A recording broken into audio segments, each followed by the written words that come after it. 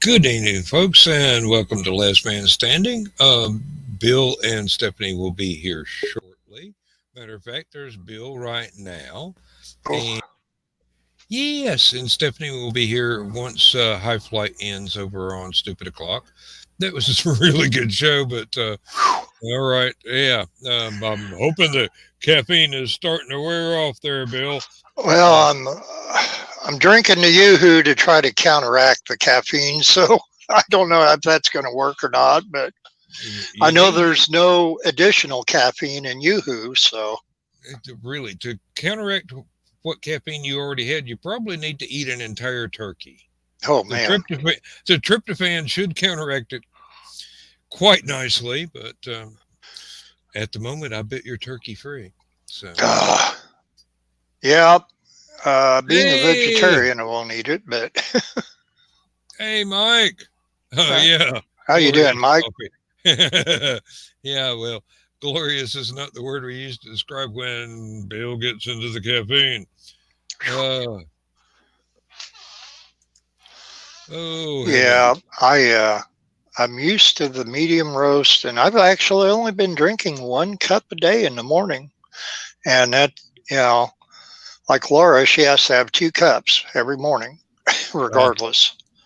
I usually wind up with three, sometimes four, but I have cut down from 2 gallons to 3 cups. Well, and she cuts herself off after two, so it's like on the days that we go up north, if she's already had her 2 cups of coffee before we get up to our first gas stop and going to McDonald's to get the breakfast and that, she will still order the coffee, but then save it for her dad because he drinks coffee all day long Hmm.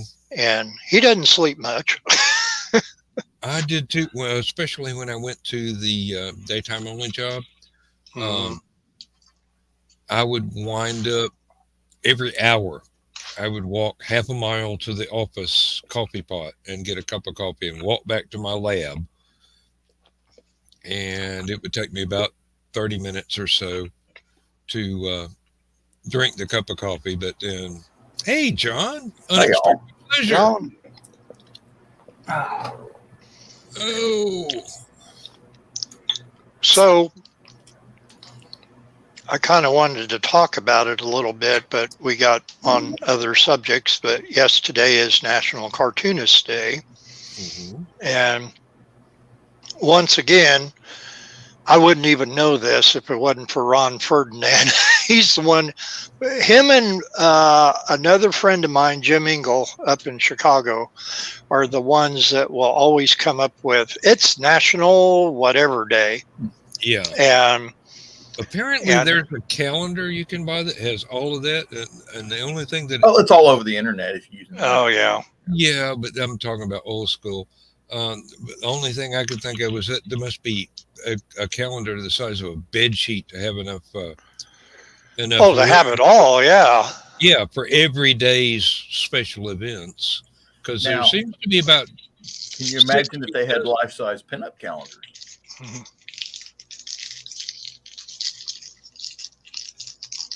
Dan's I, trying to at this moment.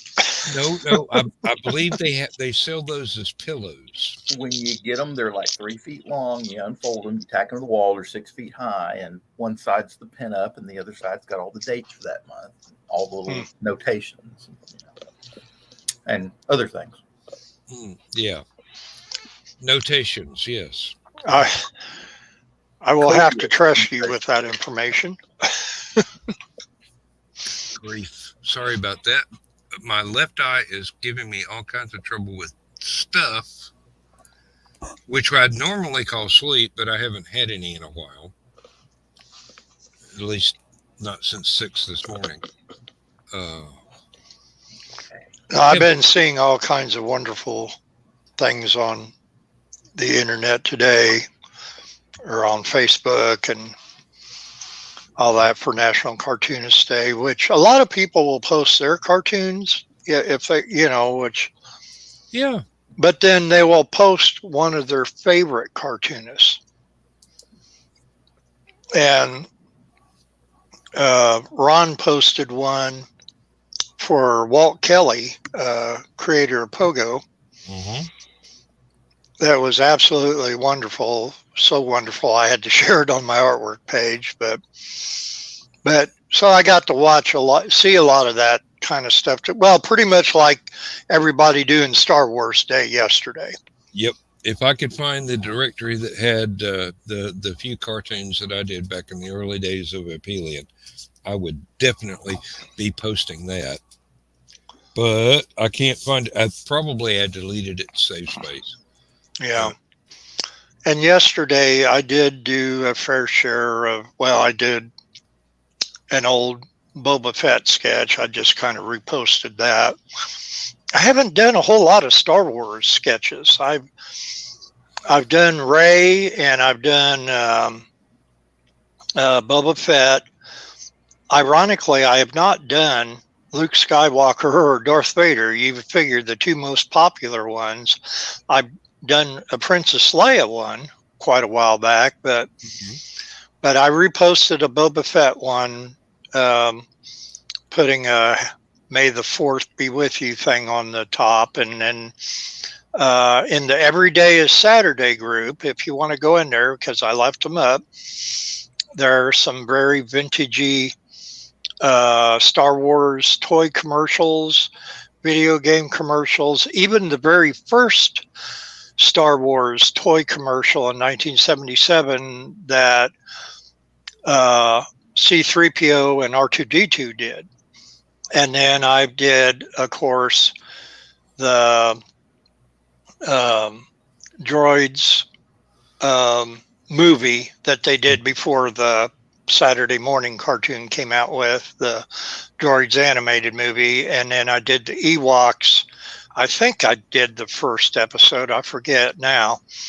And of course, I had to do the first appearance of Boba Fett in the Christmas special, but it's only, you don't have to watch the whole Christmas special to see it. It's only the animated part. So yeah.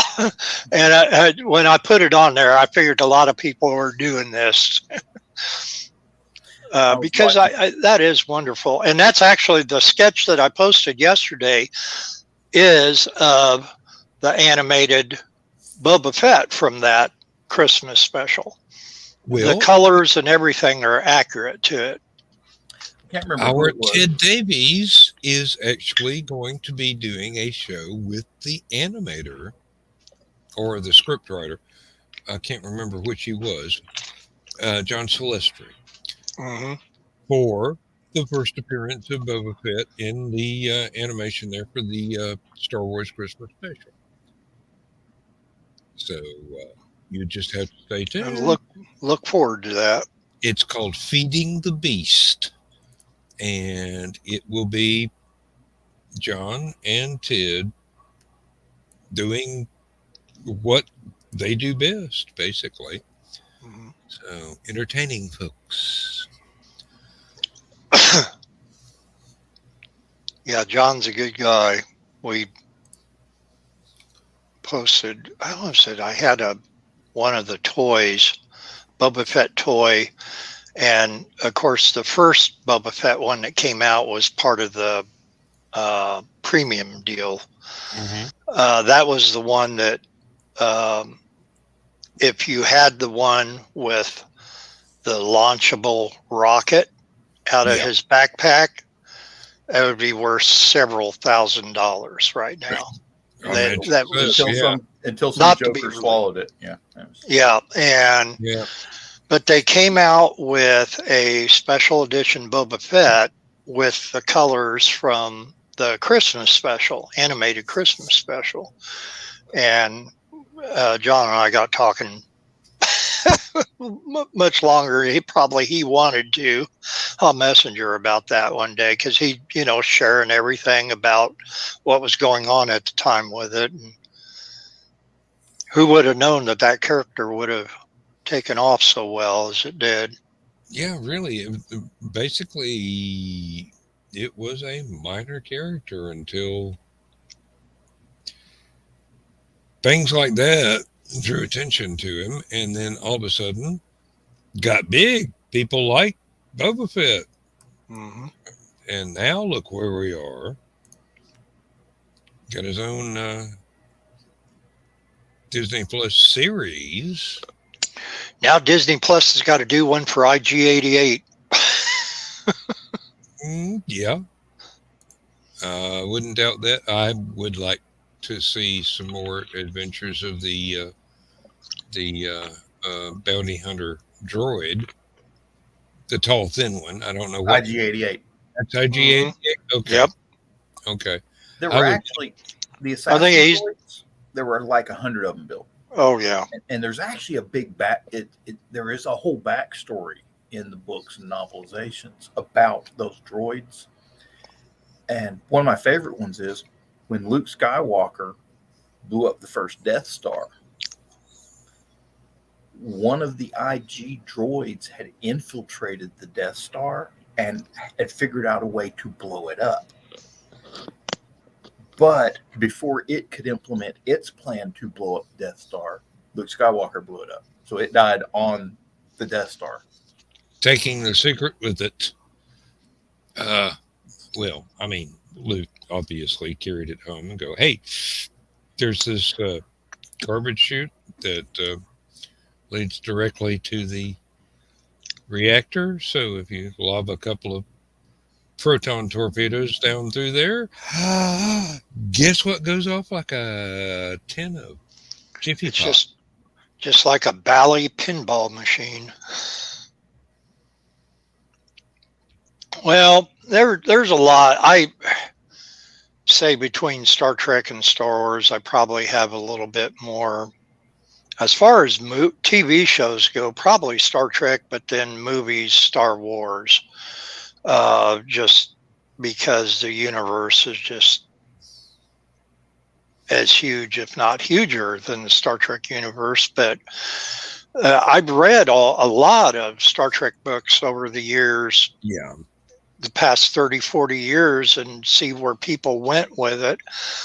Some of it I liked. I mean, it was fine, but and I was in one of our local it's like a Goodwill store. It's called Salt and Light, and they had in there one of the, I can't remember what year it came out. It mid-late 70s, the Star Trek Compendium, the big square gloss back one. Almost buy. I couldn't quite pull the trigger, but thinking of all the ones that I had back in the day, before the first movie ever came out, I mean, you had to have the blueprints. You had to have, the Holy Grail was the Star Trek technical manual with the pleather cover or whatever it was. With the Franz Joseph designs of all the. Oh yeah. Mm-hmm. Yep. That was the Star Trek Bible at that time. At that time, yes. But it's like anything else. We were talking about. John was telling us what the Batman movie is up to date. And John, I wonder, are they including The overseas sales? from overseas, but also I'm thinking now because it's on HBO Max and streaming. I didn't pay any attention to any of it. Just Yeah. Total And by the revenue. way, this isn't an official the Batman hat. I got another one kind of like it, but this is with the logo, and then it's got a thing on the back that says the Batman on it. But still, it just I like what they did with the first movie. I'm one of the ones that was not totally blown out of the water, but I like where it's going, and it's one of those. I want to see where they're going to go on the second movie, which is a lot of, I mean, look at Star Trek. That'll tell you right there, because everybody thought, oh, it's great to have them all back again in the first movie, but then when you think about it, the movie was never really that great, and Yes, the story was good, but they didn't. I don't think it helped me, Dan. I can't think of the words. I don't think the story transposed onto the screen. The editing did not seem to be the most stellar. Most of the fans were, for years, referred to it as Star Trek: The Motionless Picture, Right. because it was very, very slow. But hey, Stephanie. Hey there. Yep. I take it High Flight finally ended. Yeah. I know you're a fan. Yes. And I also had to go get something to eat. So. Well, and I think also that they weren't too keen on several of the characters in the motion picture movie. For that. When you remember that they adapted it from the proposed second live action TV series, and then had to really chop and change a lot of things to keep it going, to the characters that would have been big in the second live action series that never got made. Some of them actually made it to the screen and in the movie, and then some of them didn't, and then others got kind of glitched up in a transporter accident or something like that, if I remember correctly. Well, and I'm one of the few who actually like the character V'ger, but once again, I don't think that they did enough with the character. You know, people saw a bald-headed woman pre-Sinead O'Connor days, and I just, whatever, maybe it just didn't go over well just because of the looks of the character or whatever, but I actually liked her. Well, I thought, okay, it's an alien. I can accept whatever an alien looks like in Star Trek. So, you know, I bought into it easily enough, and there was a nice little romance going on in there that was kind of, shall we say, suppressed, because that would have been a big part of the unfilmed TV series, apparently, if I remember correctly, and always with the caveat, if I remember correctly, because I am rather elderly at the moment, so I won't be later. Yeah, don't forget to take your Maalox now. Boeing, the aircraft company, has announced that it will move its headquarters to D.C. from Chicago.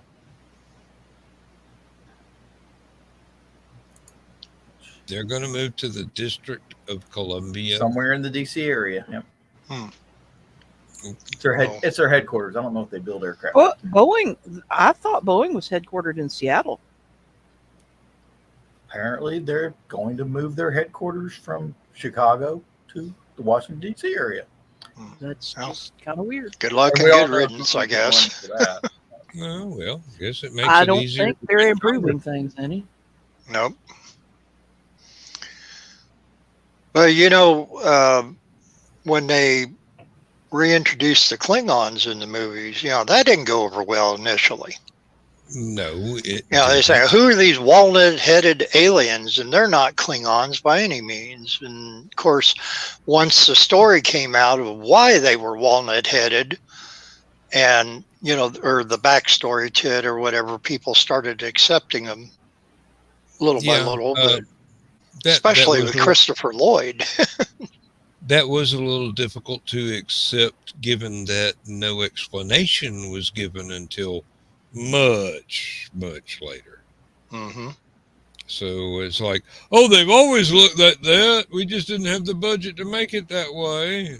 Okay, yeah, well, I can believe that, but Well, a lot of people were wanting Mark Leonard back as Klingons and well, whatever. you know, I mean, he was good, but they did look a lot like prehistoric Vulcans on the TV series. well, they look more like the Mongol horde, basically, Yeah. in the TV series, and that was, I suppose, that was a very convenient jumping off point that they hadn't invented the Klingon honorable, take no hostages sort of thing, because in the TV series they took hostages all the time. The guys, whole planet thought it. And Mike is right too on his comment. Yeah. Budget, the bane of any series. You're absolutely right, Mike. That's the only reason why Planet of the Apes TV series was canceled, not because of ratings. The ratings were through the roof. It was just The makeup everything. was so expensive. Well, makeup and just special effects in general. I mean, even though how it was done, there was still a lot that had to be done. And yeah. guys, I have got a thunderstorm moving in. If I suddenly go bye-bye, then chances are the power went off. Okay.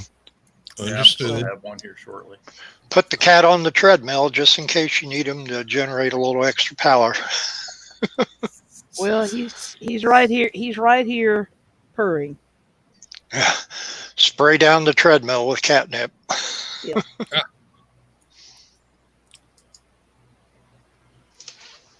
Yeah, Jennifer, we're live now.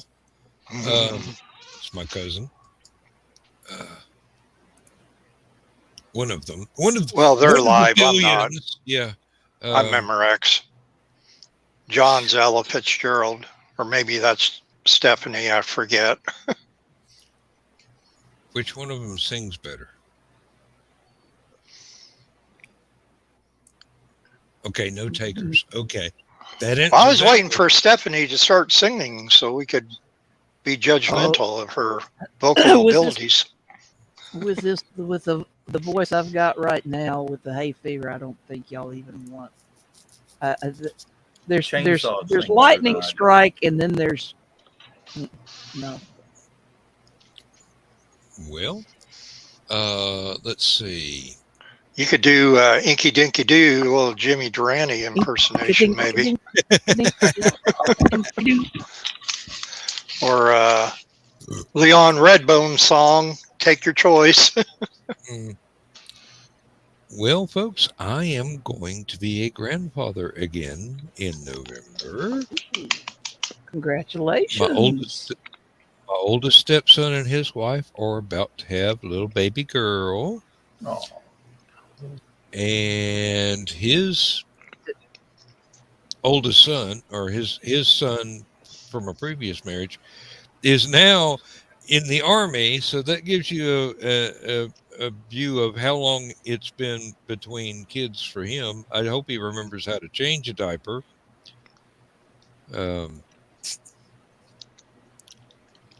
But he made the announcement a week or so ago.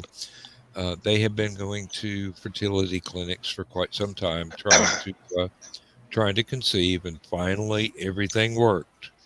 And we have seen the ultrasound, and it's a beautiful little fetus, if for lack of a better term, as you can't tell if it's a boy or a girl at this stage of development. But It's a human being. the doctors can tell it's a girl. So. Have they got a name picked out? No, I do not know. That is something that it'll probably be the two of them picking something from their families on both sides and combining it into something nice. So, and the baby is due November 5th, which Lindsay said, "Oh, it's a Guy Fawkes baby." And I go, "Well, maybe if she's in a hurry, it'll be November 3rd, and that's my birthday." So we shall Most see. important thing is make sure Grandpa and Grandma spoils that baby. The times we do get to spend, you better believe it. I was going to say, knowing Dan as long as I have, I don't think that's going to be an issue. No. Actually, getting to spend time will be the only issue because they're not very far away, but they're not conveniently next door or something like that. So yeah, it'll be. We shall see what developments actually develop. Events will eventually. God, that was easier back when I had teeth. Uh, Maybe I should start wearing the dentures for these shows, but then I have to learn how to talk all again. Well, you get the child for the weekend, and you just spoil them nonstop and get them all geeked up on all kinds of good food that's not good for them, and then you hand them back to the parents. You do that about twice, and you don't get to see the kid till they graduate in high school. We'll do what we can do when we can do it. I'm not making any plans. So That did trigger a thought process here. I know. Horror. I thought it was a lightning strike. My nephew, my sister's son, he has not signed the contract yet, but it looks like he'll be going on with the Atlanta Falcons. the I get the football, Ravens and the I Falcons. saw that. Yeah, I saw that. NFL. Yep. The NFL football team. He's going into the NFL.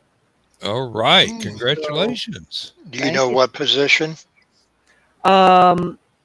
Specific position? No, he's O line, but he can play just about any position on the old O line. Okay. So So just a lineman for now. yeah. That's great. Yeah. How old is he? 18, 19. Oh no, 20 he's like most. 23, 48? 24. Oh, Oh. okay. Okay. Well, see, he wound yeah, up with yeah. 2 master's degrees. Oh, taken after his aunt. Yeah. Kind of, I guess, yeah. I don't know how his folks feel about that. But yeah, I mean, my sister, bragging on her for a minute. She, I went into science. She went into business. She passed her CPA exam first to go. That ain't easy. With flying colors, and I gather that's kind of unheard of. So she's got the gray matter also. She just is in a different direction than mine. Mm. So Uh-oh. I'll be right back. I think there's a cat scratching at the door. I told you about my friend that lives in Ukraine, does the blogs and all sort of stuff like that. And I just watched one of her newest ones, and they caught these Russian soldiers in this courtyard of this apartment building. You got a big truck sitting out there, and they're looting the apartments. And they're putting bicycles. Yeah, the Russians are looting. And bicycles and furniture, and beanbag chairs, and whatever in the back of this military truck. And there's this drone hovering above them, just watching them do it, like getting them all on camera. All of a sudden, you see what looks like a mortar shell drop from the drone, start heading down toward the truck. I'm like, whoa. So if you get a chance, go to her site and look, it's hilarious. I will post a link to her site on Stupid O'Clock for all of those. Please do. Please Yes, do. please. I've posted That's- several times, but I'll post it again just to boost the signal. Well, you know how faceplant works. I mean, about half the time you see what you're able to find what you're looking for. So the rest of the time it's kind of hid. For me, it's not even half. I have friends that complain about folks not being able to not replying to their posts or anything, and I just have to say, nobody ever showed me yours. Yeah, just if it's invisible, I can't see it. I'm sorry. Yeah. I've got family members who's like, well, didn't you see my post? No. Nope. Facebook never shows me any. Excuse me, I shouldn't have said the actual name of the thing. It never shows me anything except stuff out of groups. Oh, there goes the rain. I get to see lots of personal posts, but it's not from people that I have subscribed to or friended. Yeah.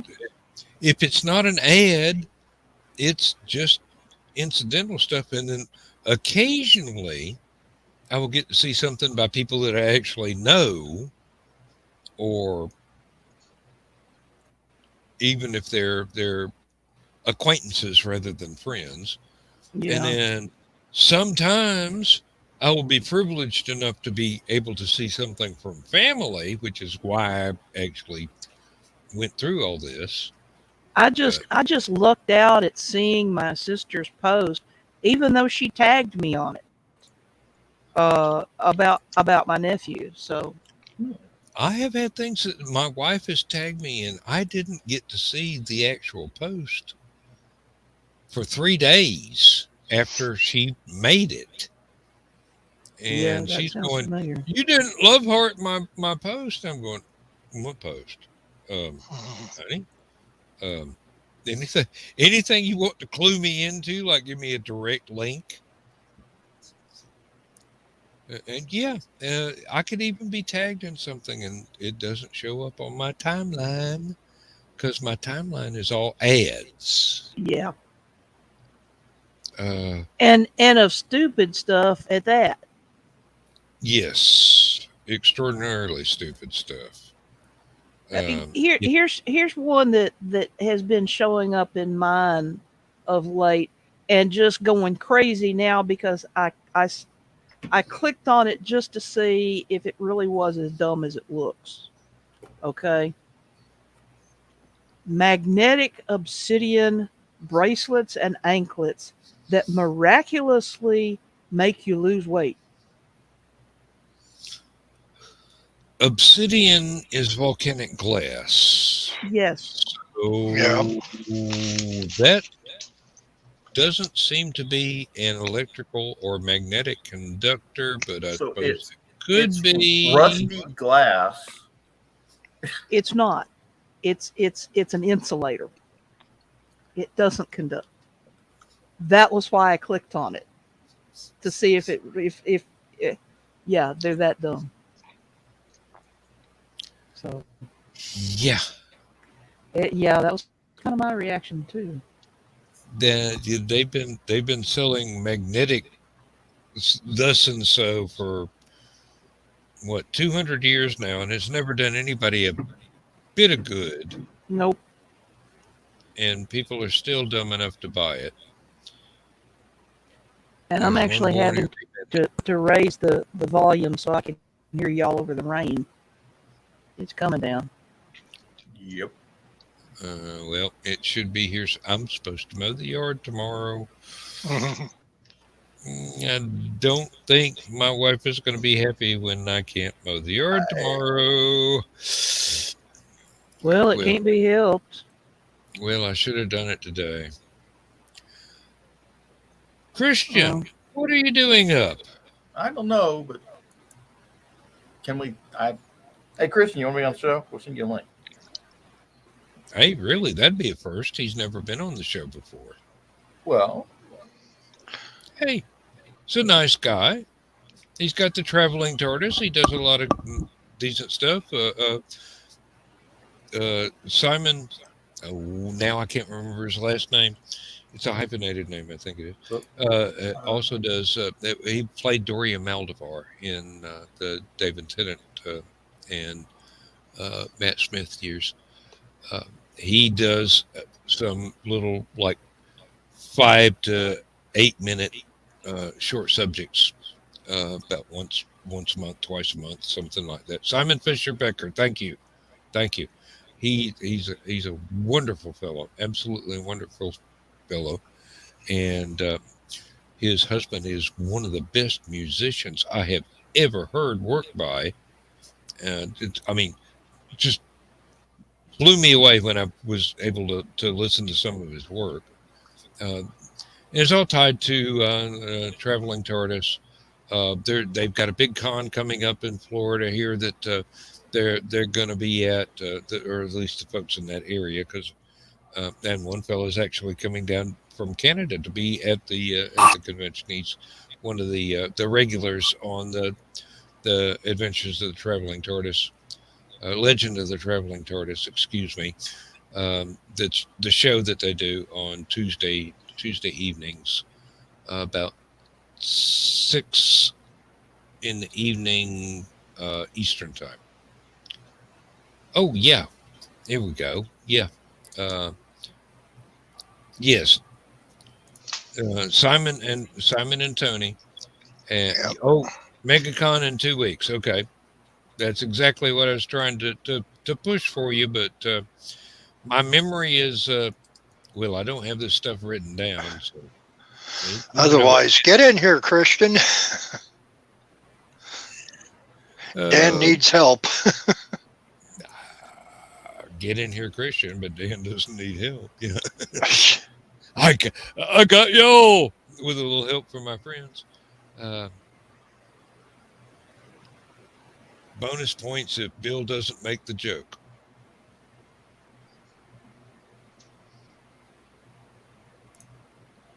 Okay, bonus points for everybody. I was just handing them out freely to you all.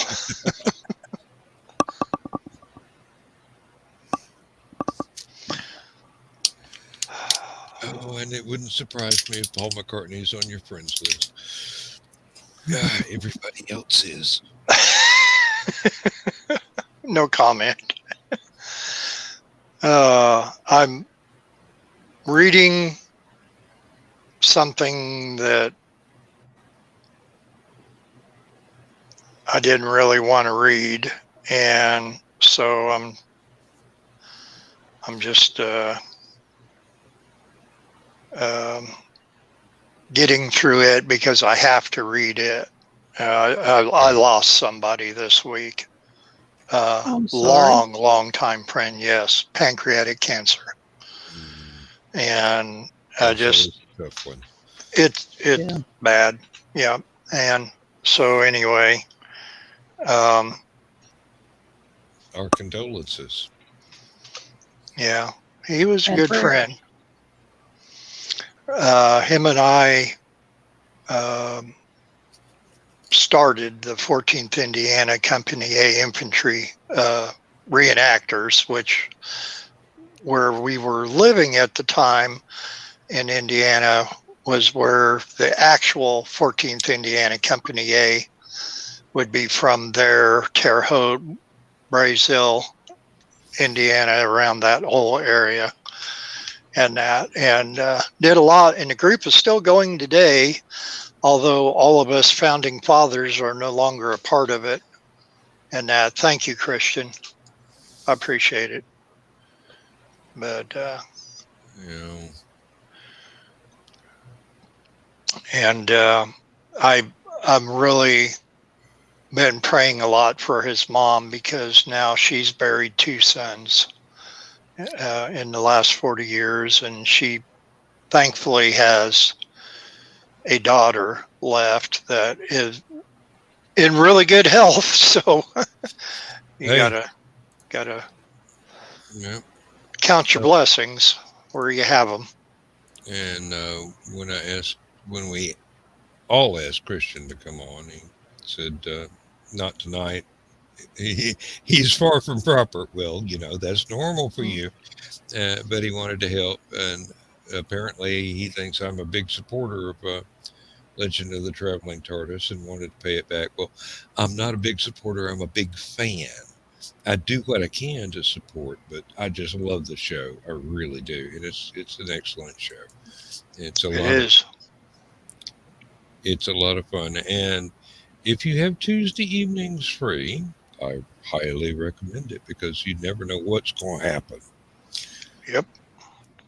It might be, as it was this week, Candy from England, and someone in England with Candy from the US. And let me tell you, the moon pies were a big hit. Unfortunately, the fellow in England was not shipped any RC Cola, so he didn't get the full effect, but he did have do, which was technically close enough. So Dan, I got to ask you something since you brought up England. Mm-hmm. I heard something today on WBBM. They were talking about the 70 years of the Queen and, kind of how everybody's celebrating that. But the Jubilee coming up, yes, indeed. The Jubilee, yeah. But almost, not quite, but almost in the same breath, they talk about how a lot of the younger people are anti-monarchy now, and they were wanting to get away from the whole having a queen rule. And I wonder about all that. I don't know. That has become more fashionable lately amongst the people that don't really see that the monarchy is basically more ceremonial than anything else. I would almost imagine that as being kind of politically correct for over there, with just some of them where I don't know whether these people think, okay, well, this is the end thing to believe in or whatever, so therefore they blindly believe it, or if there's actually some thought put into it by the younger people, which they're obviously capable of, but back in the day it was a real thing, but now I think it's just fashionable. The royal family is a tiny part of the British budget if you want to be money conscious. They do get a stipend from everybody's tax money and that and whatnot, but they really are not the primary lawmakers anymore. That's Parliament and well, right. the House of Lords, prime ministers and such. Yeah. The royal family is basically their Disneyland, Disney World.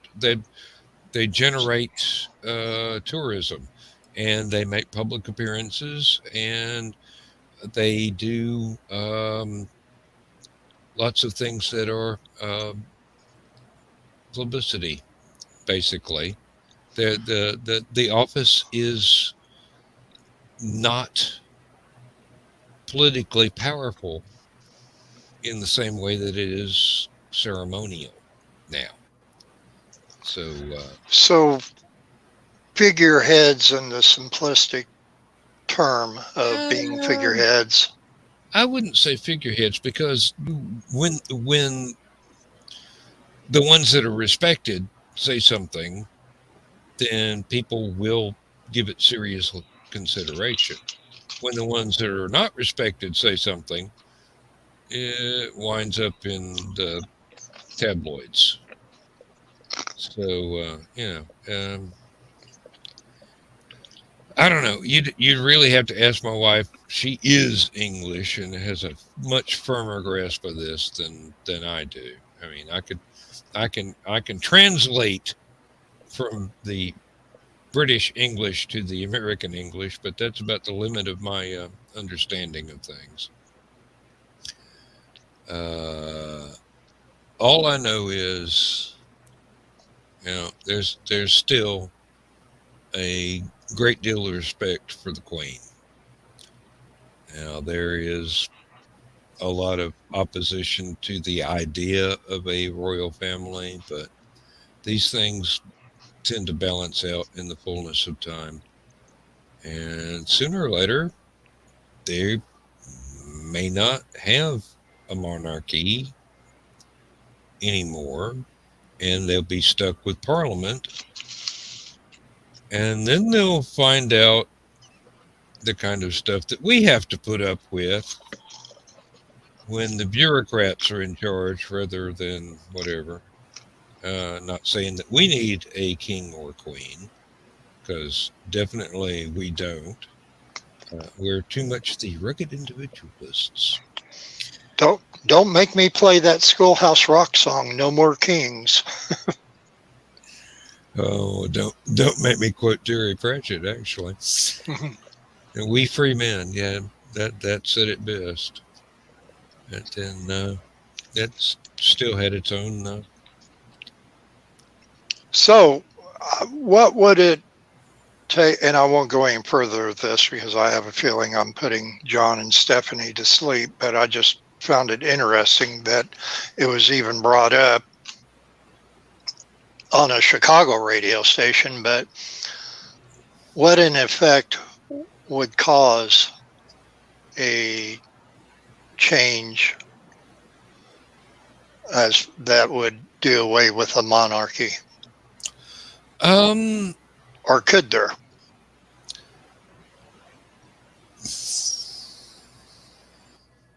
At a guess, and it's just a guess, I would say enough public opinion to wind up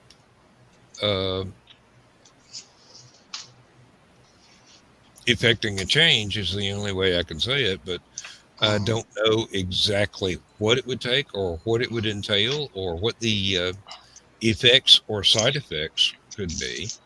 I'm not an expert. I write adventure stories and make music, and asking me political questions is pretty much like the mice voting to bail the cat. It could be a basis of one of your new books.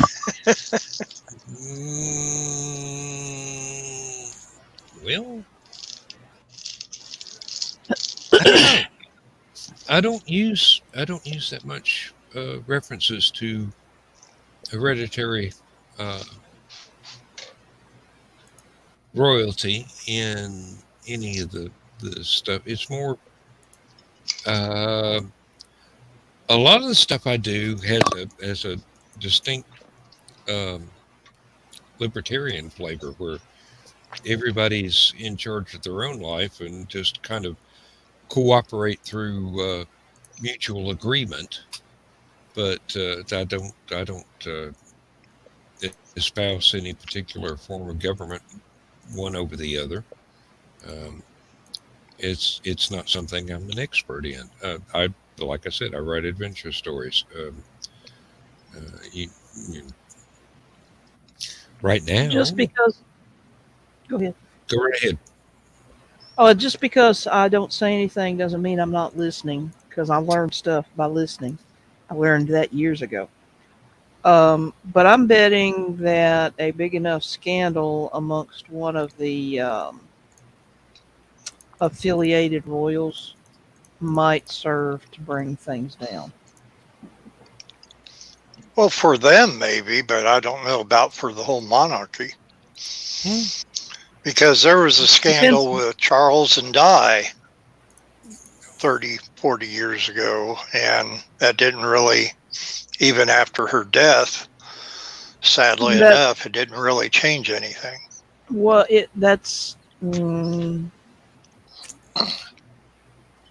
Um, If that's the type of scandal you're talking about, which I don't that's know. not the type of scandal I was thinking of. Okay. I'm Uh, sorry. I think I know where you're going, but Yeah, and I'm yeah, trying to be delicate. that's going to be difficult. Yeah, and I appreciate Does it. it involve an island? Yes, yes. Well, it is after hours, Stephanie. Well, Well, I know where you're going with it too, though. yep. And there is at least one member of the royal family that is fighting to stay, possibly two that are fighting to stay out of the limelight on that particular one. Mhm. So And scandals have been standard operating procedure for a couple of, well, centuries. yes, I was trying to think, was it 300, 400, 500 years? Yeah, if you've got royalty, you've got scandals. But then again, we've got democracy and we've got scandals. So, Yeah, I was going to say we got a scandal currently with the last president. We got a scandal currently with the current president and his son, and hadn't changed anything at all. we've had, Oh, I wouldn't say that.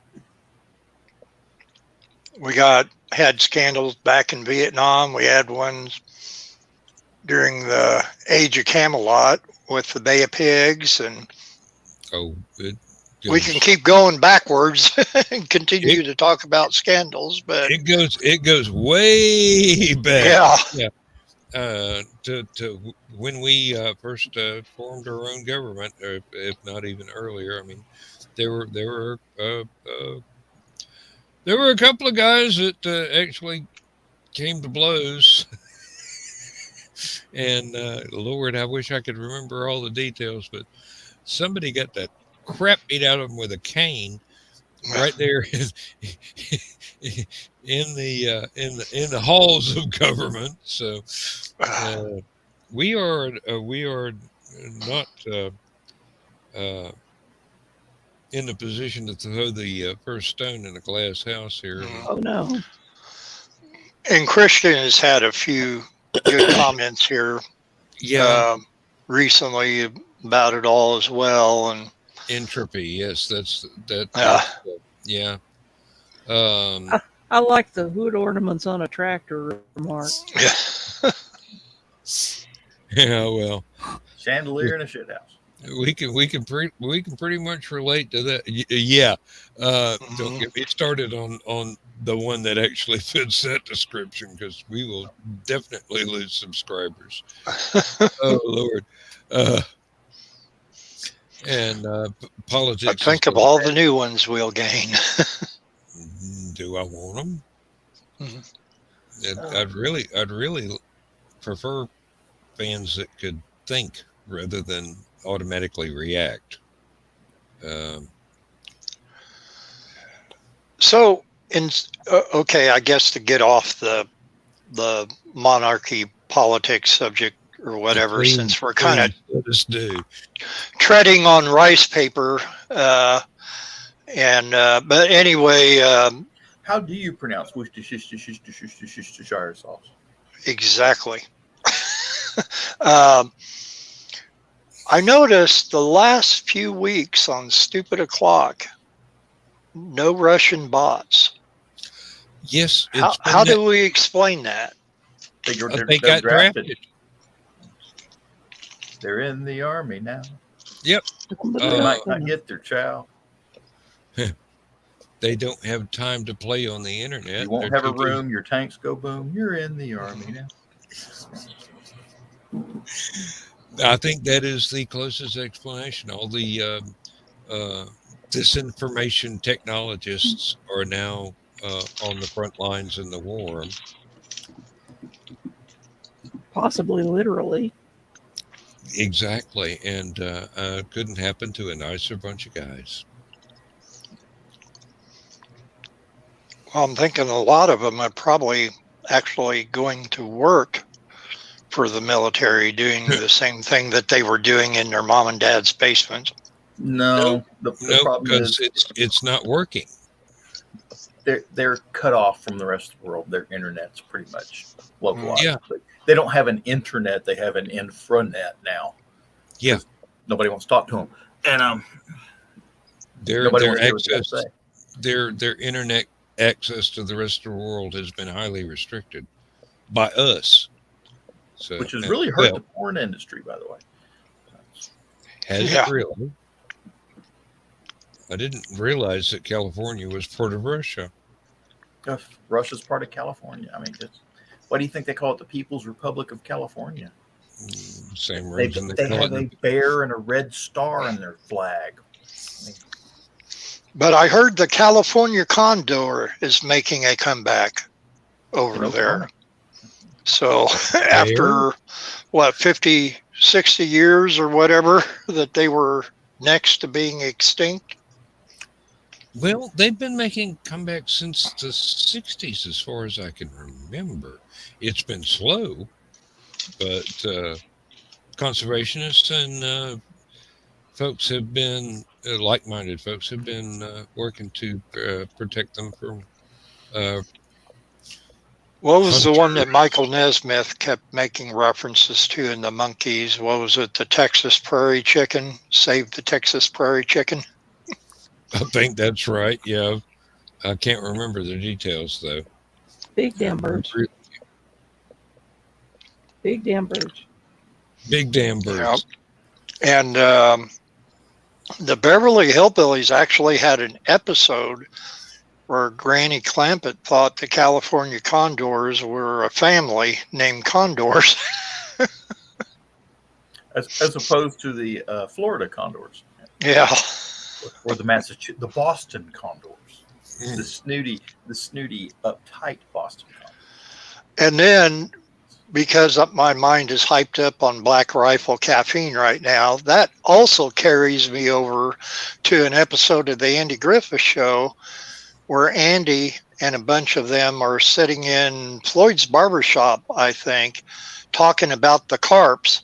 And they say, yeah, those carps are all no good. The best thing you can do is kill a carp. And the person's like, what? You would kill them? You would? Yeah, those carps are no good. Thinking they were talking about people. This is true. Of course, that was written to make fun of country people, but or actually probably city people, not knowing what country people knew. Mm-hmm. Humor's a strange concept at times.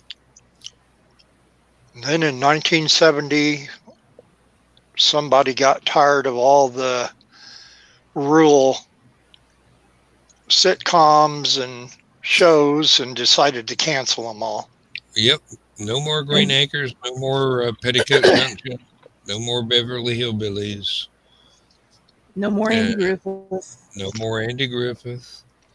Although the switch to Mayberry RFD really, if Carol O'Connor hadn't been attached to it, it might not have lasted as long, but. Which I actually have that whole series on DVD, and it's not a bad show. No, it wasn't. My family watched it first run when I was a kid, and it kept the flavor of Andy Griffith's Mayberry, but kind of tried to ease it into the 70s. And if you recall, they used the alternate theme song for the theme song for Mayberry RFD. Now that I wasn't aware of. Yeah, that's well, you had on the Andy Griffith Show, you had and I can't think of the guy's name now. He black guy that did the whistling and made the song. The Earl Hagen. Yeah. And Oh, But then you shoot, had, knocked out of your worm. yeah. Now you. But then when they would start an episode, they would have the alternate. Dun, dun, dun, dun, dun, dun, dun, dun, dun, which was usually always the same song that the Mayberry band would play when something was going on. Okay. And that was the song. That was the alternate And theme usually song. when Barney was walking around town getting ready to get in trouble. Yeah. Or Or if they were getting ready to honor him because he inadvertently captured some big time crooks. Mm. But then of course you had my favorite show in the whole series, Gomer Pyle, USMC. Yeah. I remember exactly when that spun off and started. Surprise, surprise, surprise. Sorry. No, that's okay. Pyle! Yeah. And that was quite a change up, actually. But seemed like they kept a lot of the same script writers, so the jokes were familiar, or at least translatable, that would have carried over to the original audience in the original show. Good night to the TARDIS guy. Good night, Christian. Oh, good night, Christian. Now, the urban legend, which I do believe is actual truth, that at the beginning of each episode of Gomer Pyle USMC, where it shows him marching with the other Marines, those were actual Marines that ended up going to Vietnam. And they said a lot of them did not come back. This was something that was on, I think I heard him, Jim Neighbors was on a Tonight Show episode or something. And he was actually talking about it. I would not have the faintest idea. John's probably Googling it, but that has always been the urban legend. Your look of concentration upon his. Yeah, you would see them all there's the whole platoon or whatever. I think it was more than just a platoon, as many as there were. But they were actual Marines. Mm-hmm. They weren't like stand-ins or not stand-ins, but extras. They were actual Marines. Well, they were probably actual Marines that were extras for that beginning part, but haven't the faintest idea. Could be. Then again, well, and that would have been about the right time too, actually. Because didn't that show start in 64 or 65? Jim Neighbors said that it was always difficult for him to watch the opening of the show because many of the men with whom he had seen marching were killed in Vietnam. Okay, well, that lets you know. Well, Camp Pendleton was the location. And the Marines pretty much gave them access to any equipment they wanted because they thought the series would be a good image for their organization. Mm-hmm. Well, it certainly didn't make them look bad. Well, and that was during a time where anything involving military, police, and all that was shunned upon by the youth. The protesting, riotous youth of that Vietnam era. So it was good to have shows like Gomer Pyle USMC, even though that one was a sitcom, or all the many shows that Jack Webb brought us to show the good side of the police and all the other first responders with Dragnet, Adam 12, Emergency, all those shows. Mm-hmm. Quinn Martin was contributing as well with the FBI, and oh Lord, there were so many things, and that were even sci-fi oriented things that were done by some of the same production companies. The Invaders, that was one. Wasn't that a Quinn Martin production? Um, Hmm. Very good show. I really enjoyed that one. It was rather open ended and reminded me once it actually came on. It reminded me of the Bill Bixby Incredible Hulk series in that, and quite a lot of The Fugitive. The Yeah, same, David the, Jansen. yep, the same sort of Very, very generalized formulaic. plot. Yeah, yeah, the Hmm. same sort of formula, just applied differently.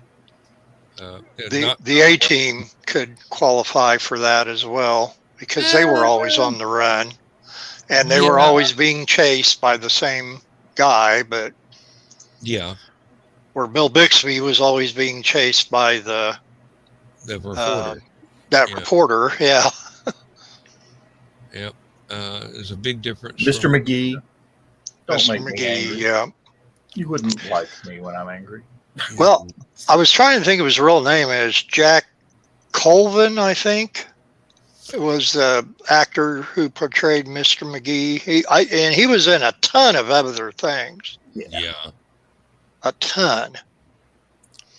It was like Simon Oakland that on Kolchak the Night Stalker, which the rapport between another good program. yeah, the rapport between Darren McGavin and Simon Oakland for the boss reporter Jack back and forth. Colvin played Jack McGee.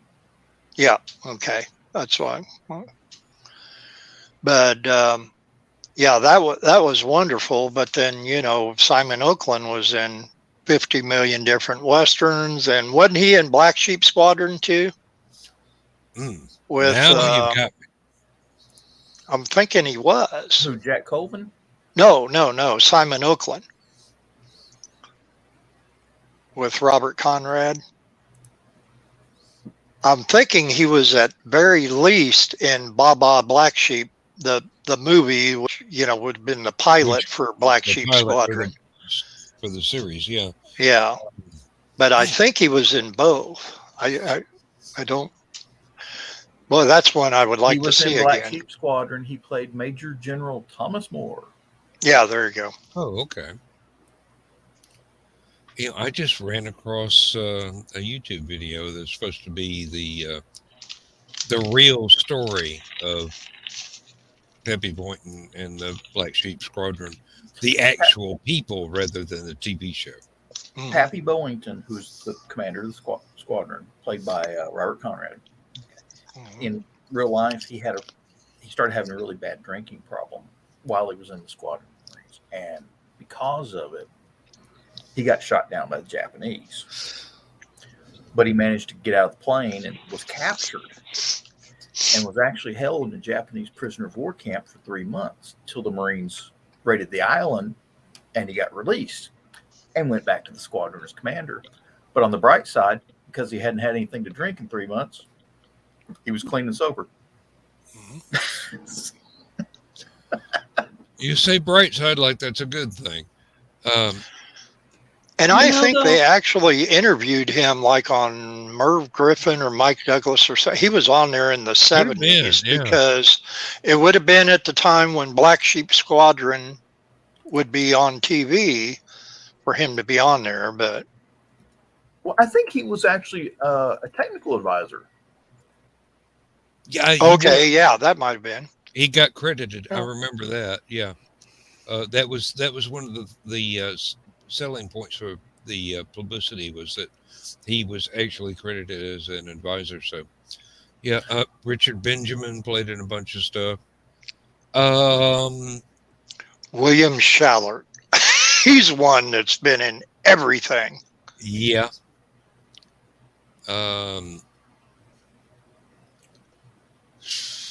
I mean, he'd been everything from the Andy Griffith Show to the actual 1967 In the Heat of the Night movie with Sidney Poitier. He played, if memory serves, he played several different characters in Star Trek.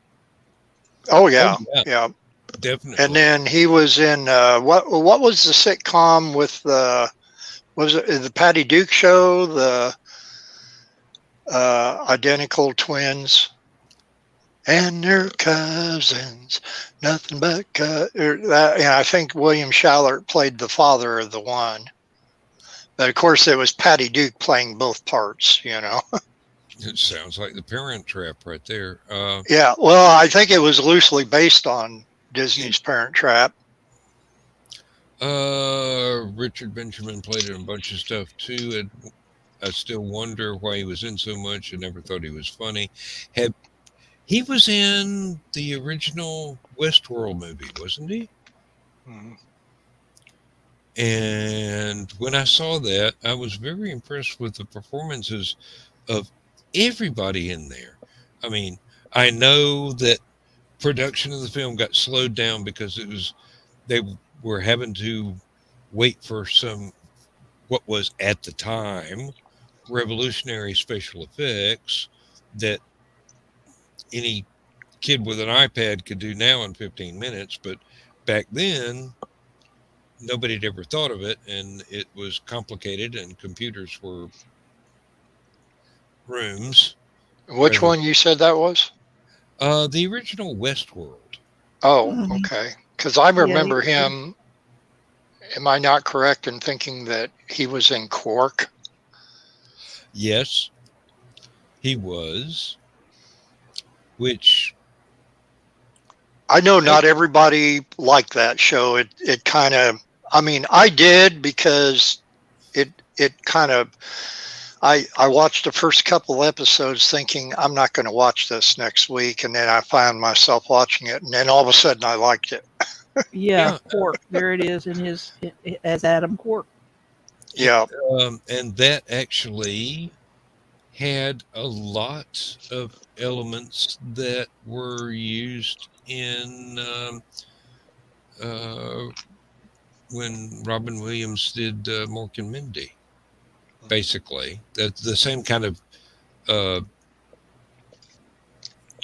well, without the Robin Williams touch of absolute madness, but the same sort of silly plot points, basically. Well, I think it ran it during the same years too, or most of it. In the like late 70s. Now you got me on that. I really. Hang on, I'm looking. 77 and 78.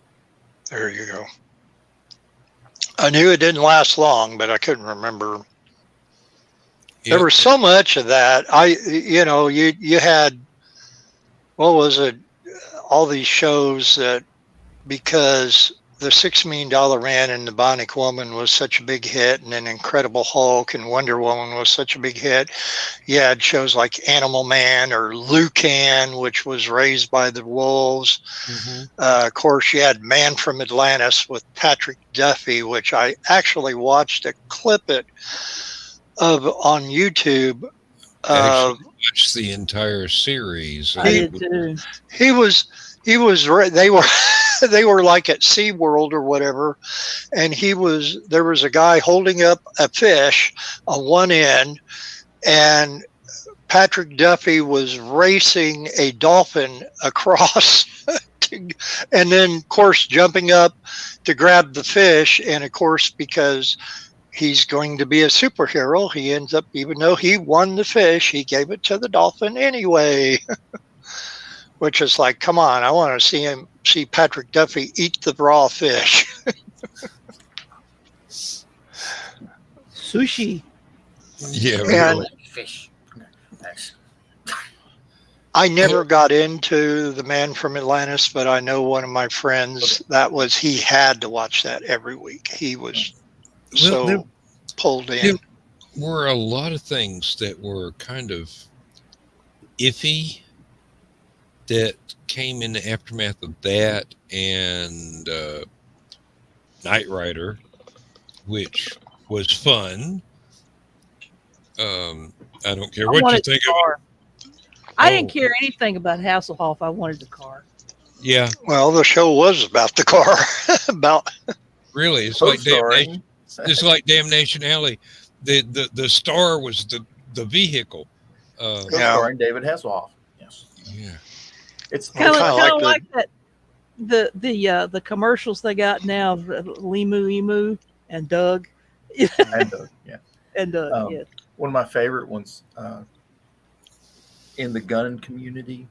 They talk about the movie Quigley Down Under, starring the 1872 Trapdoor Springfield, co-starring Tom Selleck. Yeah, really. Co-starring Tom Selleck. Yes, indeed. Oh, Lord. Well, the Dukes of Hazard was basically about the General Lee for the first couple seasons anyway. No. Dukes of I mean, Hazzard. they weren't. Got Catherine Bach playing. Well, I know the Yep, that kind of what did they call it? The shorts that she wore. the Daisy Dukes. Yeah, that Yeah, went the into Daisy modern Dukes, yeah. lexicon there. She wore them so well they named them after her. Well, that's what it became, but I believe up until then they were called short shorts. Or hot pants. co-ops. Because you remember that Nair for short shorts. Do. I wish I didn't, but yes. and I think Yeah, even no. Hot Pants was a little bit longer than Daisy Dukes.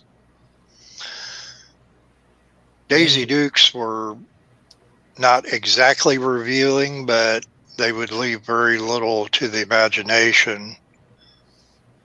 And so when they came out with the Dukes of Hazzard movie, Jessica Simpson was the perfect Daisy Duke because she wore them perfectly. She had that flirtiness in the movie. That was the best part of that whole movie.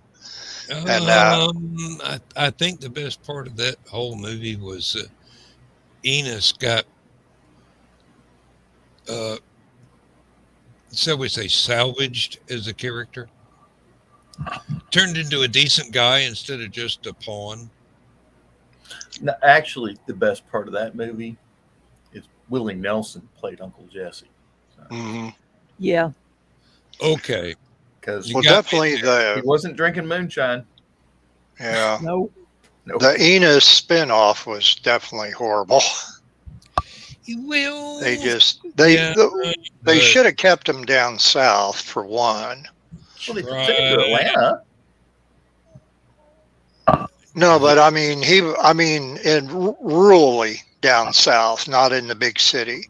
I think what they were trying to do, another McLeod was what they were really trying to do. Have the country boy come in and he's never going to survive the big city, and McLeod shows them how wrong they were. But yeah, Chris, but with Chris, the McLeod car was a wasn't big what? city. Who didn't. Okay. The car Chris. wasn't. I think what? he was saying the car wasn't about the show or something. Oh. Oh well. He just hit send too quick. This is true. It happens all the time. Yeah. Premature notification. I think I just made up another word. Not a word, but a phrase. The original location for Dukes of Hazzard is not way down south. It's eastern Kentucky. It's Hazard County, Kentucky. Yeah. Which is And worse than way down south.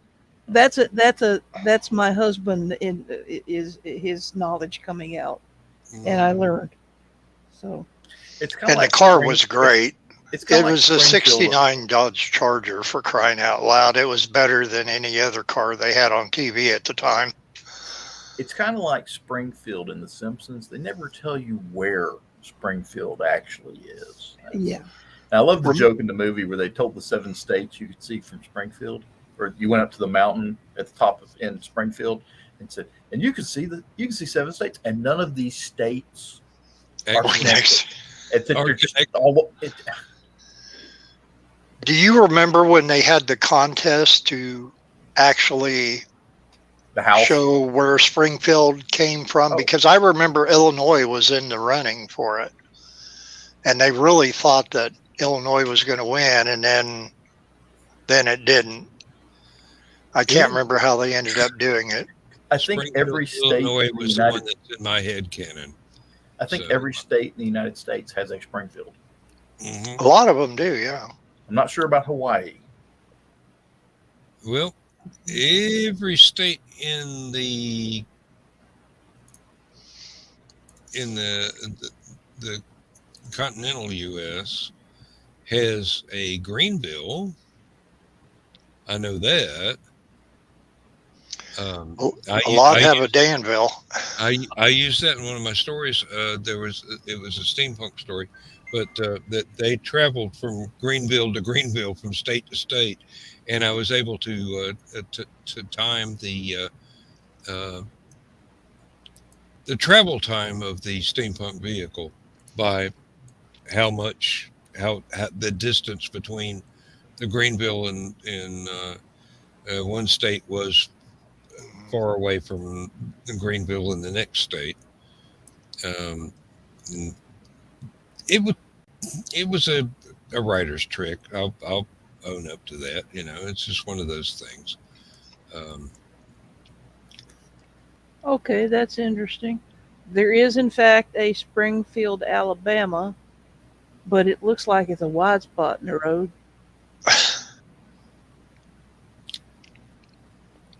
It's a field. Springfield. Yeah. There is a stream nearby called Springfield Branch.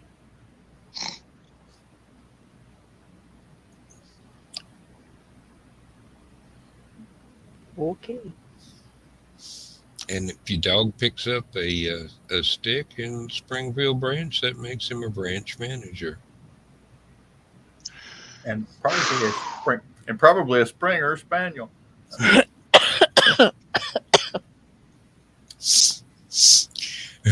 Most likely some type of retriever.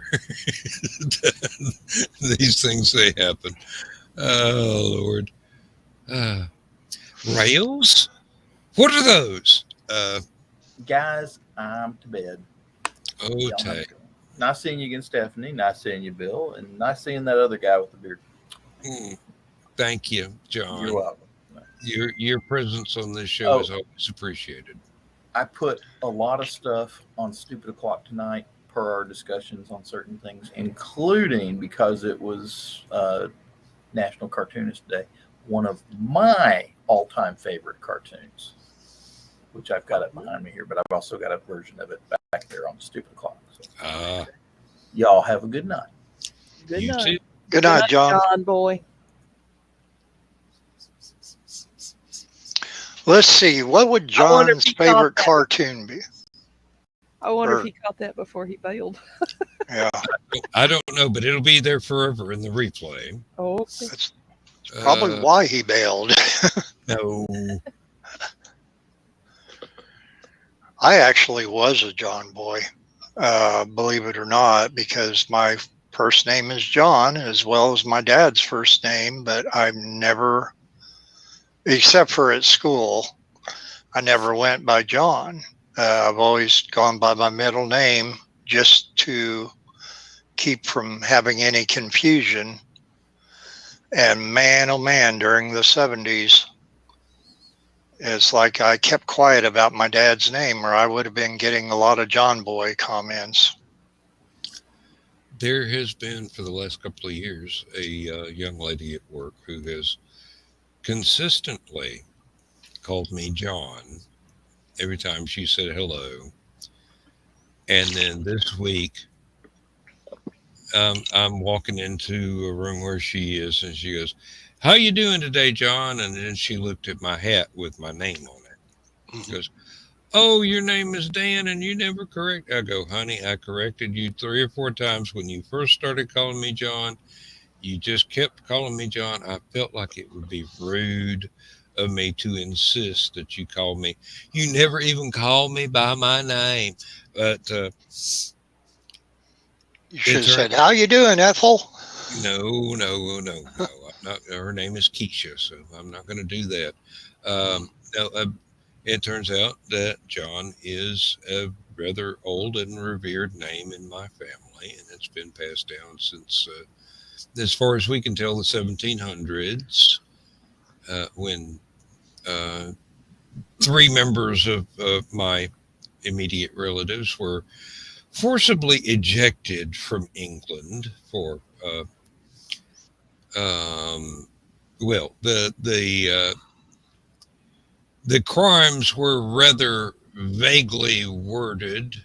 Uh, Basically, they supposedly could not stay in one place, and I'm going, well, um, I know my family, and if somebody else's wife wasn't involved, I'd find that very hard to believe.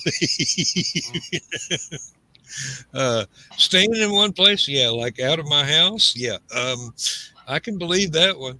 Um, Evidently, the men in my family have always had an eye for the ladies, and one of them, my immediate ancestor, actually got in a lot of trouble in New York City when he was an indentured servant, and part of his contract was that he never got married, and he ran off with one of the housemaids and got married in spite of the rules, and wound up a wealthy landowner in North Carolina after having been kicked out of New York, after having been kicked out of England. I'm going, well, probably there was some horse thievery going on back in England too, or something. Uh, couldn't have just been canoodling with somebody important's wife, but that's entirely possible. Uh, hmm. Well, I don't know how far back the lineage of the name John goes in our family, other than the fact of my grandfather, who I never met. His name was John Henry. Yeah, Sarton, but he was a farmer in the summertime, and during the off season, he delivered water, but he also delivered moonshine. And some of the places that he delivered the moonshine to got him into some predicaments that my grandmother did not put up with, and therefore she did not invite him back home, and which led to a somewhat nasty divorce. And I never knew anything about him. And my dad was only about 4 or 5 when all this happened. And so I always thought I had 2 grandmothers and 1 grandfather. Yeah. And when I asked about my grandmother, when I asked her about my grandfather, her ex-husband, she would not reply. That was a very taboo subject. Mm-hmm. And I would have to learn from her sister, my great aunt, many, probably not until I was in my mid-20s before I ever knew anything about him. But I do have some, after my grandmother passed away, there was one photograph album that she never had out with the others. It was always put away. And that was the album with his photographs in it. For whatever reason, she never threw those away. Most of them had my father in the photo as well, and that might be part of the reason. A very good reason, yes, indeed. But a few of them were only him by himself, or him and my grandmother, who had coal black hair back in the day. Just part of it from our heritage, but the other part just was amazing, because at the point when I knew her, she had gone gray. at the Yes. time. So I was amazed by these pictures for several reasons. I remember vaguely back when my hair actually had a color besides white. Many moon come Choctaw, as Johnny Carson would say. No, my brother is a genealogical expert in the family. He's got all this traced back to a Viking chieftain in some Scandinavian country back in either 40 or 4 AD through marriage records that were actually, written down. So apparently, my mom's side of the family goes all the way back to some guy named Woden, and I can live with that if I had a hammer. We might could be related then, because on one side of my family, mine does too. I wouldn't be Freya, no less. I wouldn't be a bit surprised. Evidently, our family history goes everywhere from Turkey to Norway and all the way across Europe. And there is a photograph that I've got online in my Facebook photographs of my little brother side by side with Nikola Tesla, both of them the same age.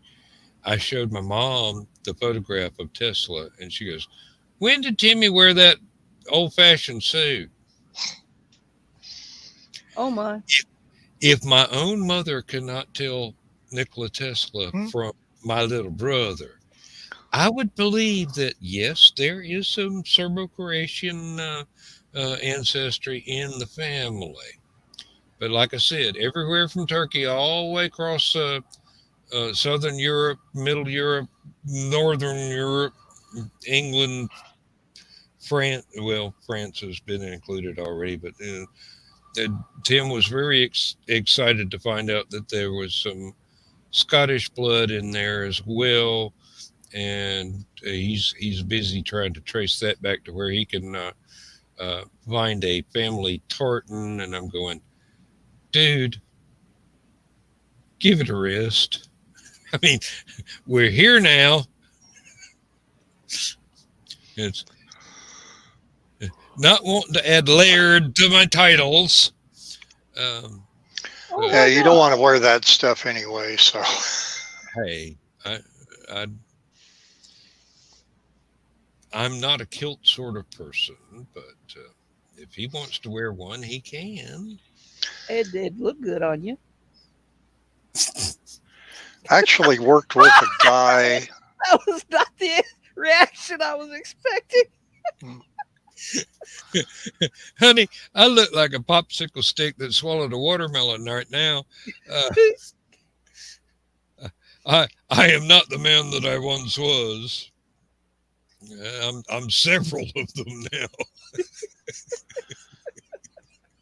I worked with a guy at Lowe's that he was one of these guys that was basically all tatted up all the way up to his neck and down his arms and everything. He had the big, I can't remember what they call them. It's not an earring. Well, it's kind of an earring, but you actually put it in your earlobe to make a big hole. Gauges. Yeah. Is that what it is called? A gauge? Gauges, yeah. And because he wore... the size of the hole is a gauge, basically, like a shot. Okay. Yeah, you could basically flick a dime through it. But he wore a kilt. And when he got hired in, he made a comment about, I wear kilts. It's my heritage, blah, blah, blah. And they said, okay. And this is Lowe's trying to be diplomatic about everything, if not whatever. But anyway. Ladders, and did he wear it commando? Or regimental? He was not allowed on ladders because he wore a kilt the way you're supposed to wear a kilt. Regimental. Okay. And then at that point, they were getting ready to call him back in HR's office because they were going to have a big conversation with him because he did go commando on that, and they said we do have policies against that. And Then they so, found out his family's from Cincinnati. well, it would be no different than a woman wearing a dress and then find out she was going commando, and they would have the same conversation with her. So equal rights, so to speak. I can't imagine poking my nose so firmly into somebody else's business that I would find out their preference in underwear. Well, we found out because he was climbing a ladder to get something down out of Overstock, and actually one of the managers found out walking underneath the ladder when they looked up to say, "Can you help this customer down here?" And they said, "We need you off the ladder right now." And they said, "Go help the customer, and then we need to talk to you in the back." And they said, "You're not allowed on the ladder." They actually could have terminated him because he would not, in the current garb that he was wearing at the time, would not be able to perform his duties as a Lowe's team member. Therefore, he could have been terminated, but they were giving him the benefit of the doubt with that. And of course, I think they were trying to keep all the legal eagles from having to get involved as well, because this guy was kind of the type of person who would raise a ruckus. Yes, well, if you're going to go for diversity, and you've already agreed to someone's professed ethnic costume, Mhm.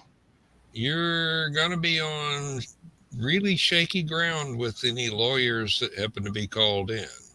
Well, first of You, all, diversity isn't always a good thing. But second of all, he was basically lying by omission when he said, "I wear kilts." He did not mention, apparently, that he didn't wear anything under the kilt. Now, But that is proper protocol in wearing a kilt.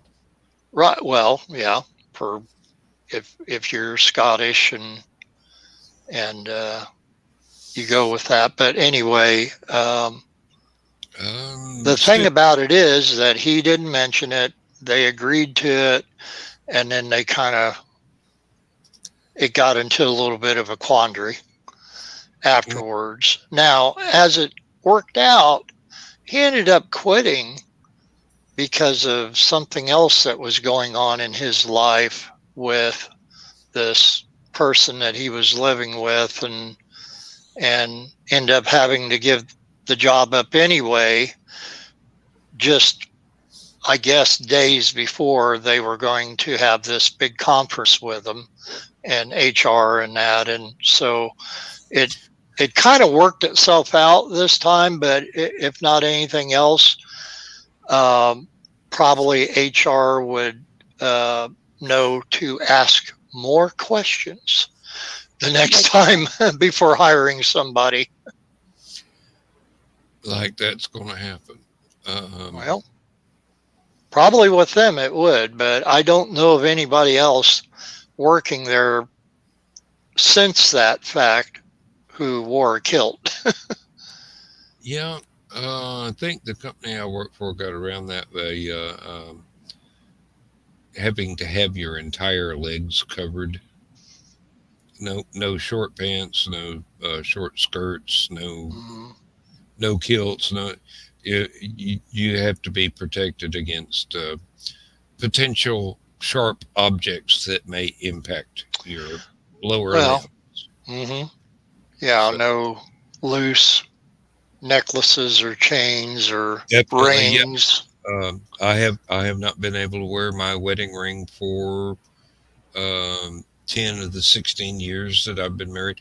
Originally, I could wear it on a chain tucked into my shirt, but that rule was also amended so that no, it could fall out. It could get caught in something. Um, I have a very long winter coat that I used to wear, but that was no longer deemed safe. And I go, yeah, the catwalk has so many moving parts that I could get it caught in. Hmm. Steps up, rails, steps down. You get the idea. There are no moving parts to a catwalk. But the way it was explained to me was I had so much seniority that I was supposed to set an example for the new hires to wear That's bullshit. appropriate clothing and behave safely. Yes, it's bullshit, and I've called them on it several times. I am a thorn in the safety director's side because I keep going, common sense, buy some. Yeah. And I would say, I'll do it if everybody else does.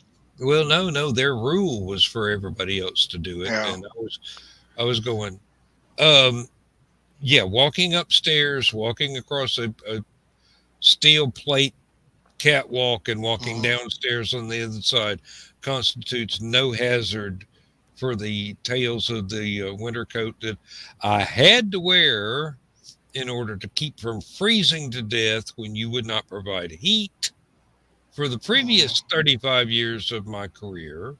And here we are getting close to 45 years.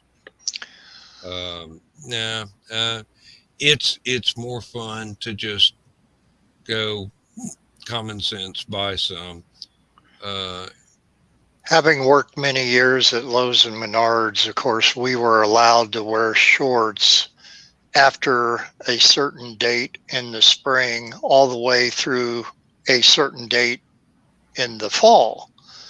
They wanted you to be a little bit more comfortable and such, but of course, it had to be khaki shorts. There were stipulations in that. Now, when I worked for Future X Plastics, making the truck bed liners and doing the government work for the USPS and that, of course, you couldn't have any of that. And like what you were saying, as far as loose chains and stuff, the plastic extruder line that I ran had a roll stack of three 440 plus degree rolls that would roll um, each in opposite directions. And yeah, a chain, if you got leaning over with a roll wrench and got a little too close, that would yeah, pull you right into it.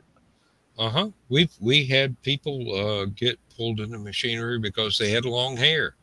We had Mhm. people get pulled into machinery because they wore a long sleeve shirt. Um, there's in this industry there are far more dangers than there are rules to regulate your behavior to mitigate such dangers, shall we say. And a lot of it has gone on, both the rules and the exceptions have gone on for, well, since the 70s. And nowadays, everybody is so um, litigation happy that they just try and make rules against everything. It really doesn't matter. Um, can't wear shorts, can't wear skirts. I wouldn't want to wear shorts out there. Believe me, uh, this is This is the oh, place where you have to be careful not to inhale the fiberglass, right? Yeah. like that's going to help. Unless you wear a spacesuit, you're going to. You know, it doesn't matter. All As there is no dust mask. There is no respirator. There is nothing that can keep that glass out of your lungs. I'm just thinking that I would not want to wear shorts or a skirt and allow access to certain Anatomical areas. yes, That was where I was kind of going with that. So I wouldn't either.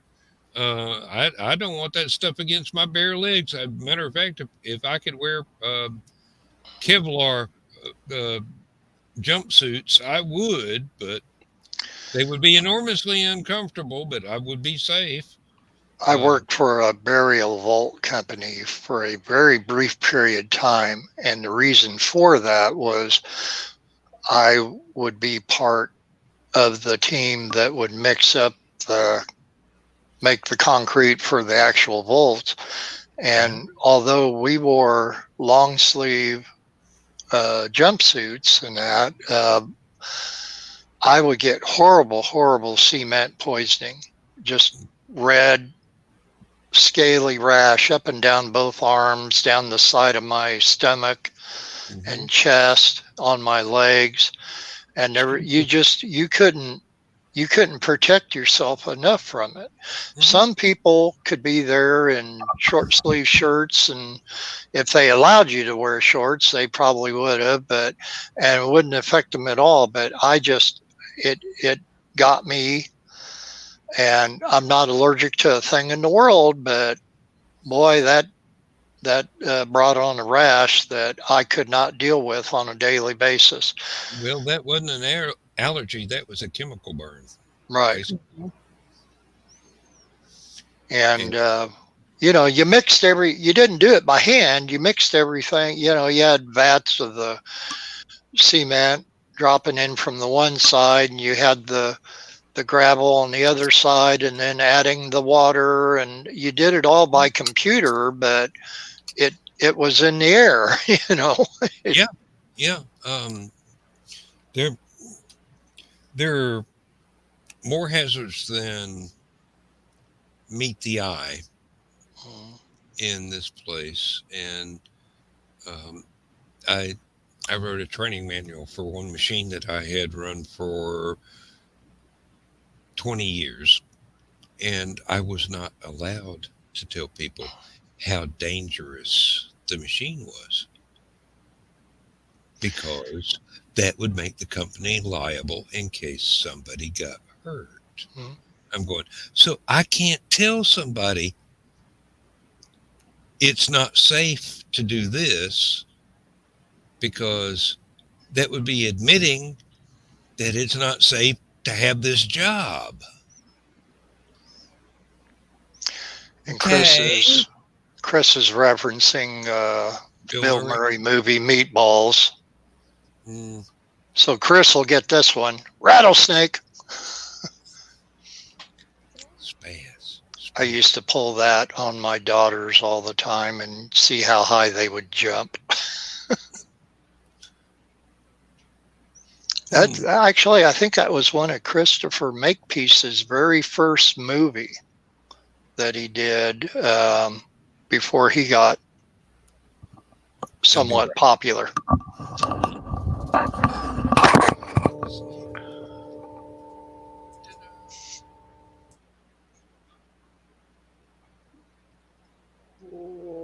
okay.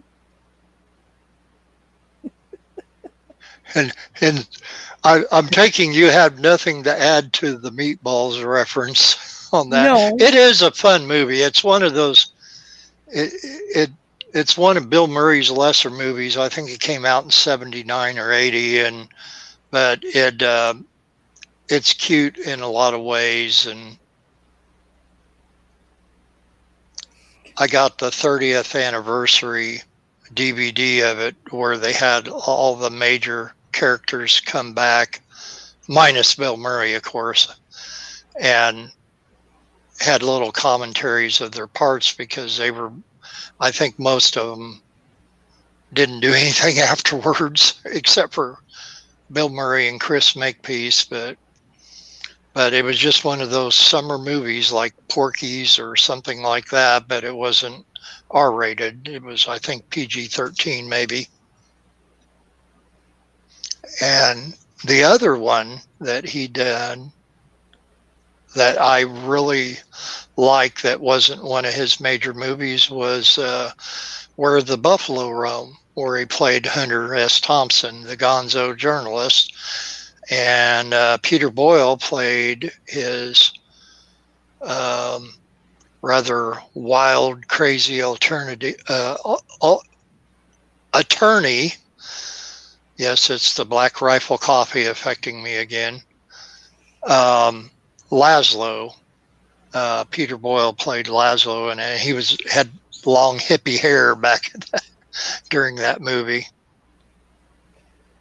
That's one that I mean, I've heard of most of them, but that one is one that I haven't heard of.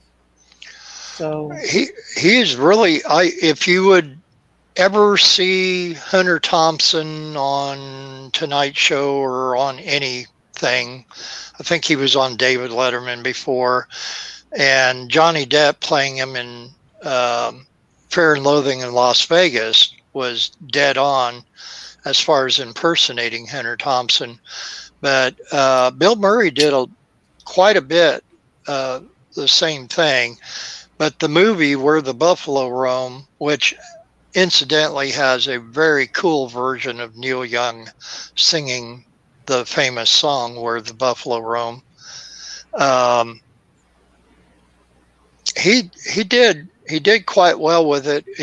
It was actually a collaboration of Fear and Loathing in Las Vegas, Fear and Loathing on the Campaign Trail 1972, and one other of his Thompson's books, which doesn't come to mind right now. I was wanting to say The Great Shark Hunt, but I don't think nothing of that was referenced. Now,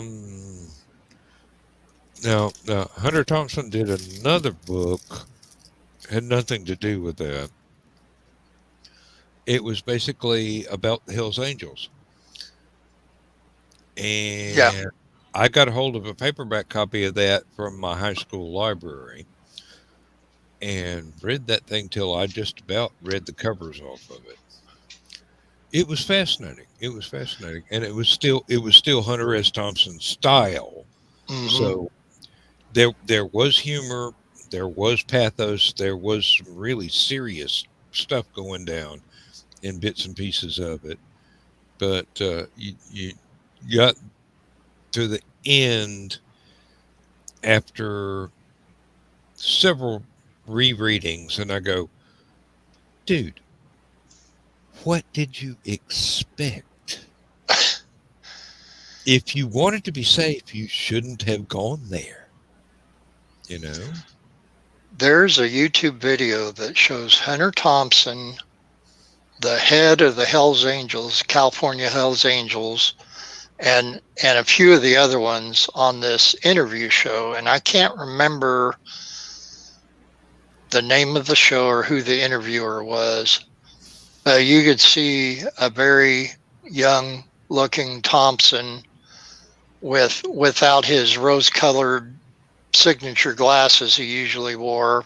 Mm-hmm. He was in a vertically striped shirt, and here's these big bulky Hells Angels there, and the book Hells Angels had just recently come out, and they were talking about it, and the Hells Angels were saying, yes, we thought we were going to get royalties from this book, and he's talking about us, you know,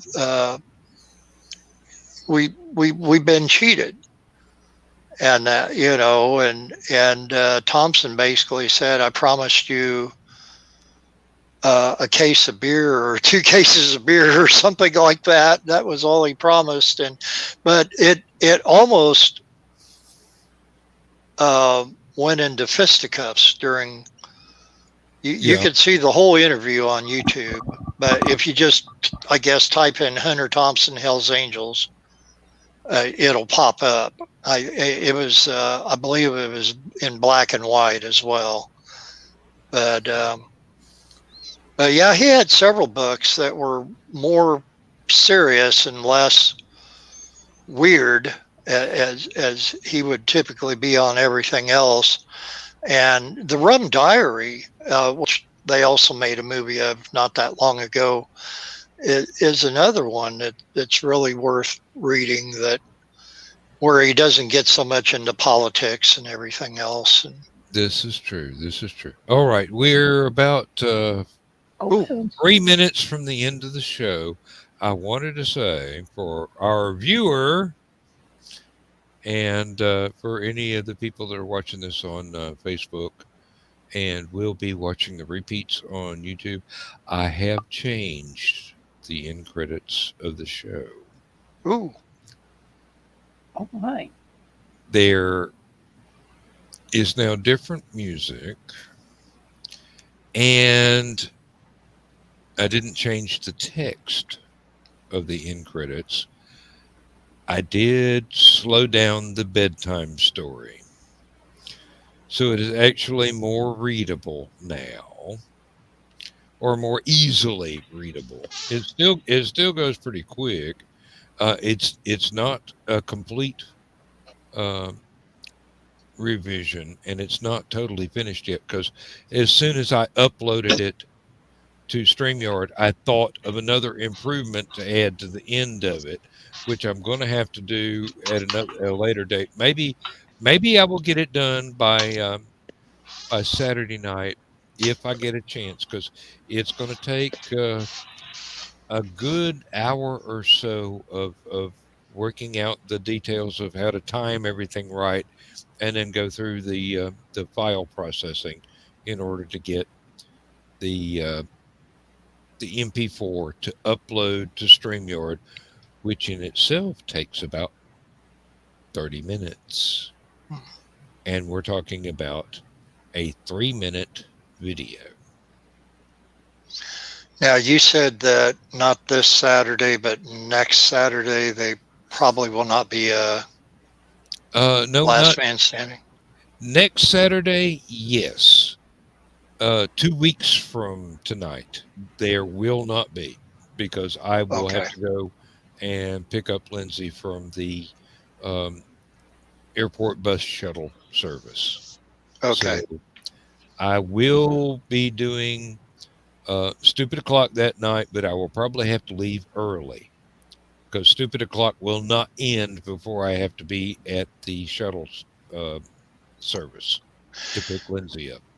And briefly, I'll be able to do Stupid O'Clock this Saturday night, but not Last Man Standing because of a prior arrangement for Sunday morning. And then, well, Mother's Day for one. But anyway, and the following weekend, I will not, well, unless something changes, this is tentatively written in, but I will not be able to do either, because we may be doing a trip up to Chicago on that Sunday morning, which I'll need to have a much earlier bedtime without Black Rifle coffee the night before. You'll be lucky if you get any sleep before Thursday, my friend. Yeah. All right. And we are at 2 hours, and Yep. thank you both for being here.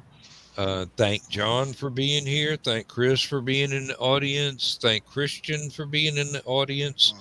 And all the folks that are going to watch this on a replay. Mike. Yeah, Mike. Yes, thank you, Mike. I'd almost forgotten. Mike has been in the habit of coming in for the last couple of weeks, but he had things he had to take care of. That is perfectly fine. But in the words of the great one, away we go.